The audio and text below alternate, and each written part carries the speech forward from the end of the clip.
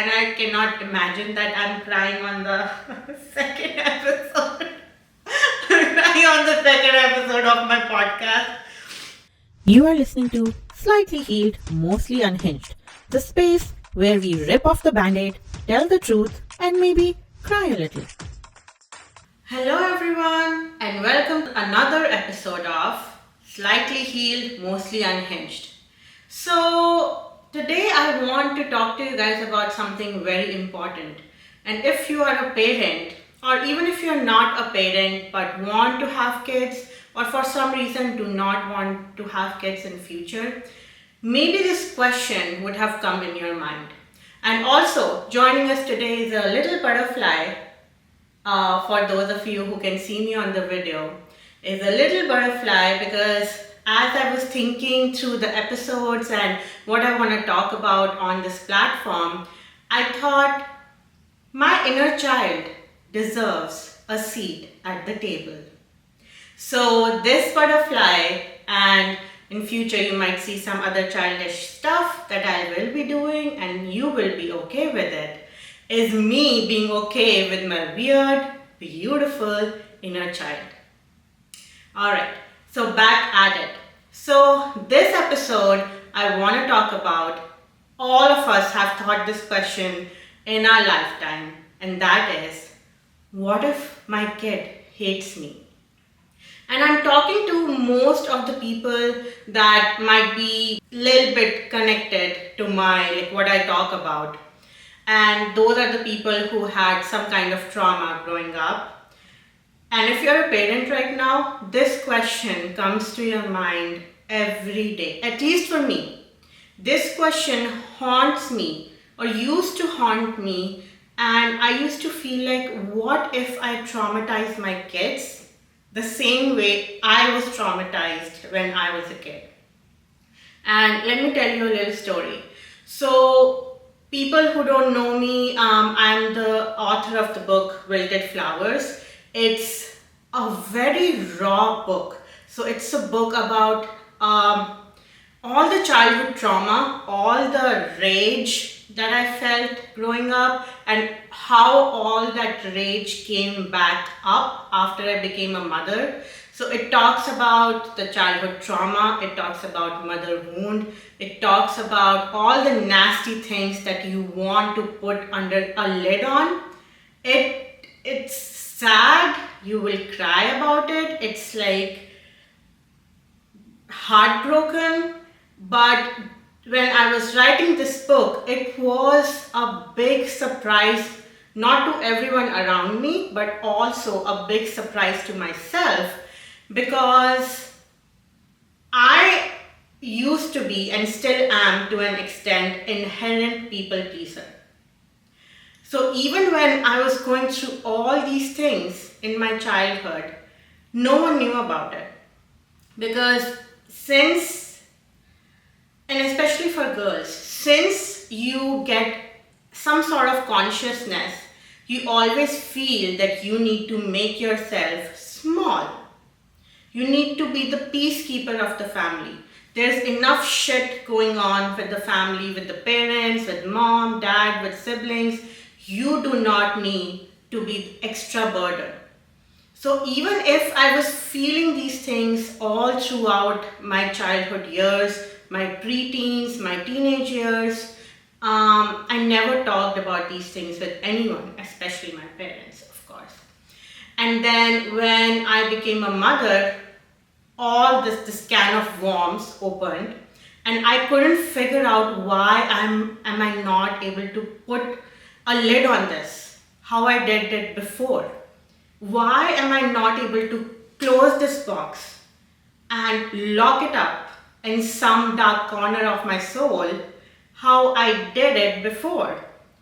And I tried everything, and a lot of those things helped. Like therapy helped me, still helps me, journaling, writing, somatic therapy, a lot of things helped me, but I still felt that there is something inside of me that needs to get out. And that's when I wrote this book. Now, coming back to my what I want to talk about in this episode, the story is when I wrote this book, and I get this question a lot in my DMs. Do your parents know about this book? And yes, they do. Of course, they were very heartbroken when they found out about this, and I will never. No, I'm not gonna cry about it. I will never forget the day when my mother got to know about my book. And she said, "You will get to know when your daughter grows up and writes a book about you in the same light that you have written about me. And then we will see how you feel, how you felt." And that, as a mother who went through all this, it's my worst nightmare that I would make my kids feel the same way growing up. I would feel failure as a person, as a human being, if my kids feel even just 1% of how I felt growing up. And that comment was such a slap in the face and someone giving words to your worst nightmare that I went in a spiral for months. That, and the guilt and the shame that I had worked so hard to make myself better, all of those things started creeping back at me. That maybe I deserve that this will happen. My kids will grow up and they will hate me. And I deserve to be hated as a parent because I did this heinous thing and wrote this book about my grief. And as it was such a mixture of emotions, as I was getting so many followers and so many people giving me such heartfelt messages of, "Divi, you have finally talked about that no one in this freaking world ever talks about." Of people like us who went through so much shit in their lives. And here I was trying to make sense of all these emotions. Like, what if my kids do hate me when they grow up? And if you feel that way, I want you to know that's a very, very normal emotion, especially for parents who went through so much shit growing up, or even for parents who did not go through stuff and their lives and their childhood were warm and beautiful. They all think about, like, I feel good, it's a sign of good parenting that this thought at least comes in your mind, that what if I'm wrong? What if me being overstimulated and not trying to yell but still yelling once in a while traumatized them? And I'll tell you something, I have a 6-year-old son, a beautiful 6-year-old son, and a 2-year-old daughter. And my son is the sweetest, kindest, the most sensitive soul that I have ever seen. And so does my daughter. They both are such a beautiful mixture of me and my husband. Like, their personalities and how deeply they love both of us. It's just so precious, and I cannot imagine that I'm crying on the second episode. I'm crying on the second episode of my podcast. But it just makes me sometimes. So that question used to come to my mind a lot. That what if my kids hate me and they feel the same way? And I'll tell you one thing that really helped me when these kind of things thoughts cropped up in my mind.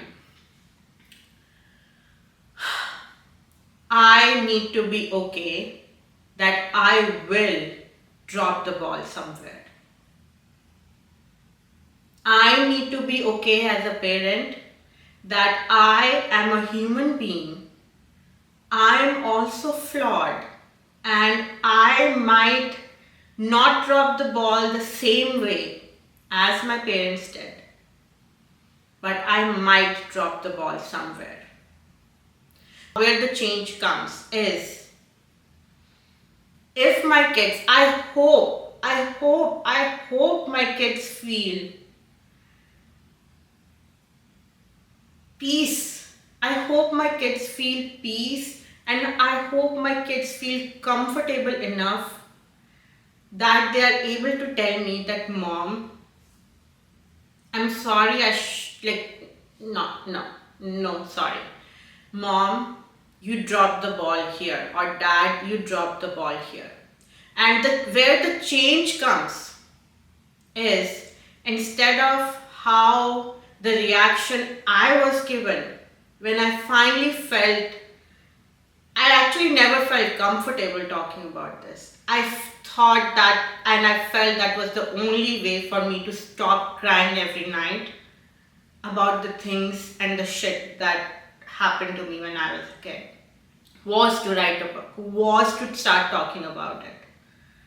The change that will come is in my reaction. And I need to be confident.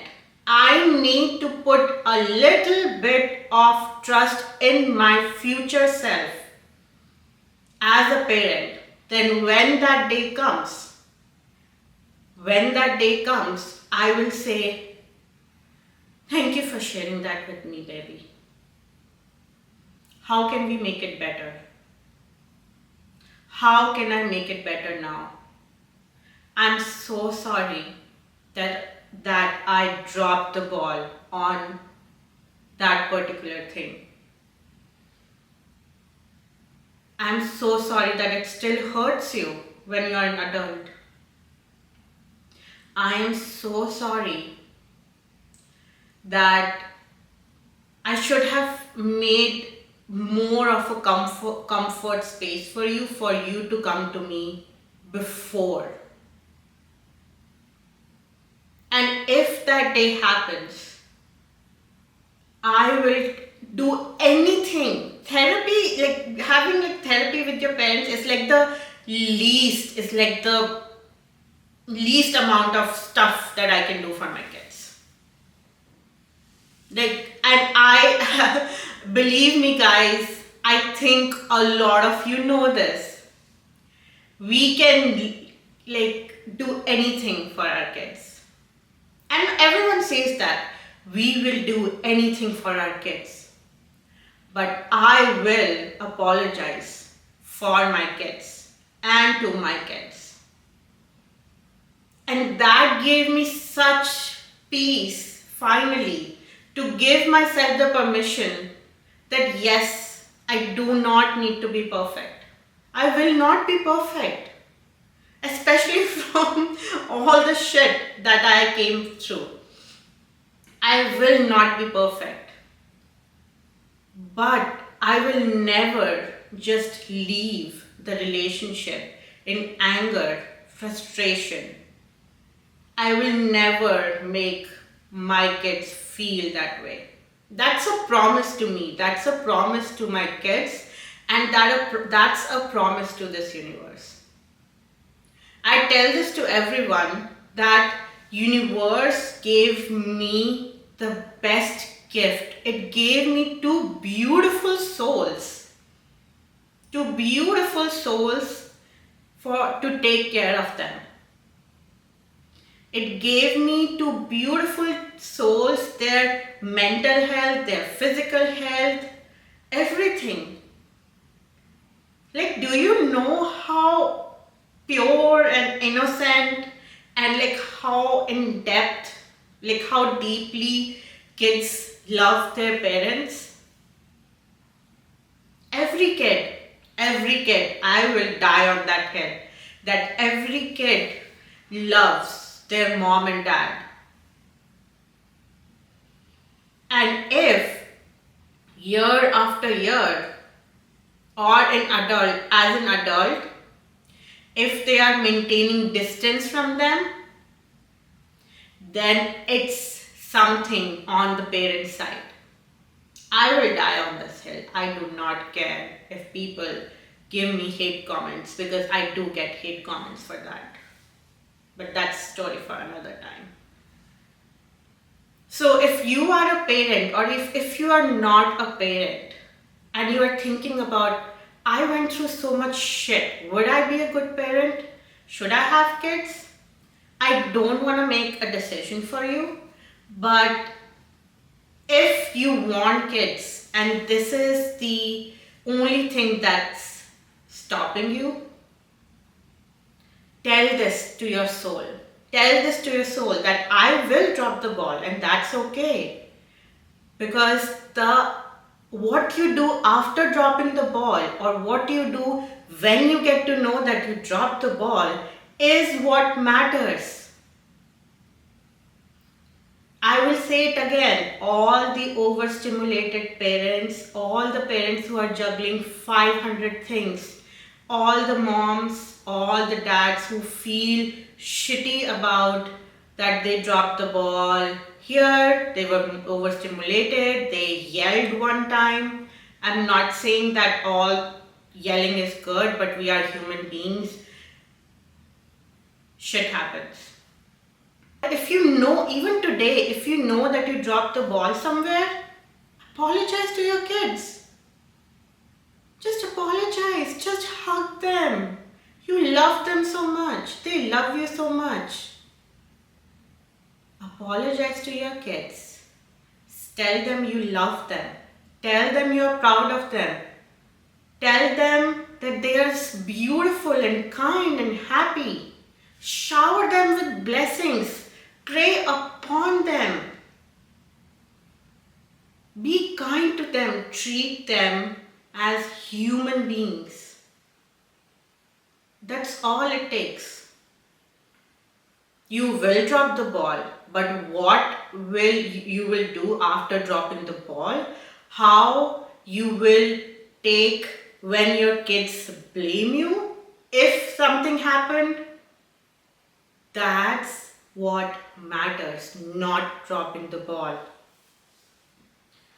Another thing I will tell you guys, I do this every night or almost every night with both of my kids. I ask them, is there anything that mommy did or daddy did that you did not like? And the responses that I have gotten, a lot of the times, or most of the times, are silly ones. Yeah, I did not like when you took away my tab. Or I did not like when you made me eat vegetables. And even then, I tell them the logic. Like, kids are not that smart, guys. They would not understand why you're taking the tab away, why you're making them eat fruits and vegetables, why they need to have sunscreen on when they go outside. You will have to explain it to them.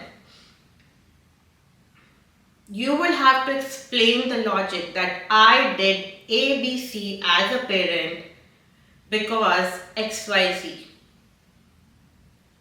It's as simple as that. And most of the time, at least what I have seen, they might not understand on the first try, but on the 10th try, they will understand that, okay, this is happening for my safety. And there have been times where I have been called out. There was an instance where my son, he was 4 years at that time, he told me, I did not like when you yelled at me during dinner time. And I thought I did so good that day. So I was a little bit taken aback. I said, when did I yell at you? And he said, when you were making dinner. And it just hit me. In my mind, I did not yell. but how he perceived it is yelling. So instead of gaslighting him that I did not yell, no, I did not yell, no, I did not yell, there is no winner here in this conversation. It clicked me in my mind that, oh, he perceived that as yelling, when in actuality what happened was the TV was too loud, and for me to get his attention, my voice was loud so that I can get his attention for something. But it hurt him so bad that he cried in my arms, a 4-year-old kid. And I told him, I'm so sorry. I'm so sorry I scared you. Babe, I'm so sorry. I did not mean to yell, but I'm so sorry if that scared you. And from that day on, I always tell him, baby, you have to tell mommy, you have to tell daddy that if something is scaring you. And the responses that we have gotten, he told us that when we do this, and for people who are just on audio, it's like, the not the stare, but kind of like, the stare or the look for the kids. He's like, I get really, really scared when you do that, and I do not like it at all how it makes me feel. Okay, thank you for sharing that with me. Okay, then I will give, we try different things. Now what is sticking with, at least with them, is to give them more of a transition time, to give the count instead of the look. Because we do not want to traumatize our kids, right? But we need to have that open communication both ways, because we do not know what's going on in their head. And it's, my husband is always surprised. He's like, I did not know that a small kid can feel that deeply. And it does not surprise me, because he's exactly how I was as a kid. Extremely sensitive, and we have like 1,000 tabs open in our mind all of the time. That's exactly how he is. So I told him that's how I was growing up. And if I had the tools of communicating and safety and warmth of safely communicating without getting whatever, I might have been a more well-rounded individual and an adult. So if you are a parent, or if you're not a parent and this comes to your mind, what if my kids hate me when they grow up? It's okay. Have some trust in your future self that you will handle it the right way, because you will not make your kids feel guilty for feeling some type of way. You will not become a victim and play a victim. Oh, how could you say that to your mommy? Did we not do enough for you? No, you're not gonna do that. You're not gonna do that. In future or even in present, providing basic necessities to your kids is not doing too much for your kids. You made the decision to get them here on this earth in physical world. They did not ask you. No one asked you. No one forced you. I hope this helped.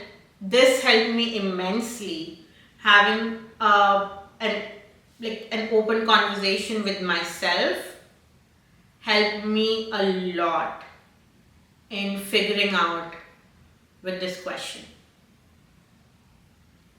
And if you like this episode, feel free to subscribe to my YouTube. This podcast is everywhere. It's on Spotify, it's on Apple Podcast.